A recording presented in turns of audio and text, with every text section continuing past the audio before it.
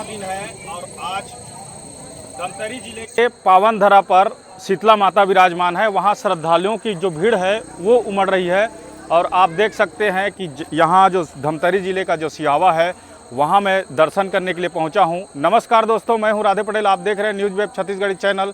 तो बता दूँ कि ये धमतरी जिले का सिहावा पावन धरा है, जहाँ पर रामायण काल से वन गमन पथ जिसे कहा जाता है और यहाँ जो पहाड़ी एरिया है वहाँ पर महानदी का जो उद्गम स्थल है, वहाँ सिंह ऋषि जो ऋषि हैं वो भी मंदिर विराजमान है। और यहाँ पर नवरात्रि पर माता शीतला की विशेष पूजा अर्चना की जाती है।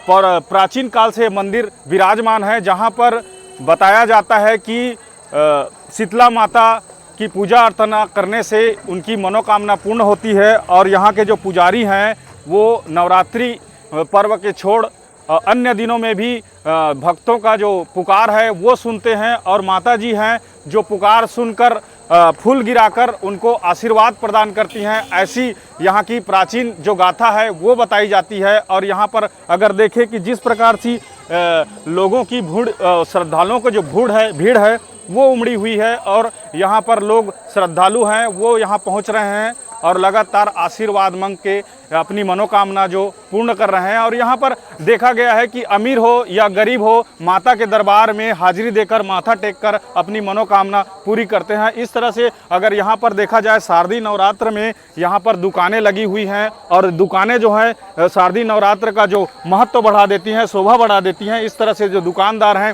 तरह तरह के कपड़े का दुकान और इधर खिलौने का दुकान और पूजा सामग्री का दुकान, इस तरह से लगातार नाश्ते का दुकान और बच्चों का खेलने कूदने का ये सारे दुकानें हैं वो लगी हुई हैं। और ये पावन धरा ये विश्व में प्रसिद्ध है और यहाँ पे श्रद्धालु जो आते हैं वो माथा टेक कर अपनी मनोकामना पूर्ण करते हैं। इस तरह से कहा जाए नवरात्रि शारदीय नवरात्रि पर्व में जो माता की जो विशेष पूजा अर्चना की जाती है वो बड़ा ही महत्व का है। और कहीं ना कहीं अगर कहा जाए कि जो श्रद्धालु है वो दूर दूर से पहुंचते हैं और दूर दूर से पहुंचने के बाद यहाँ सेवा गीत वगैरह जो चलता है वो बैठकर सुनते हैं। और ये 9 दिन तक लगातार जो माता शीतला की जो पूजा है वो की जा रही है और 8वें 9वें दिन इनका विसर्जन हो जाएगा। उसके बाद भी लोग श्रद्धालु लगातार यहाँ पहुँचते हैं और अपनी मनोकामना पूरी करते हैं।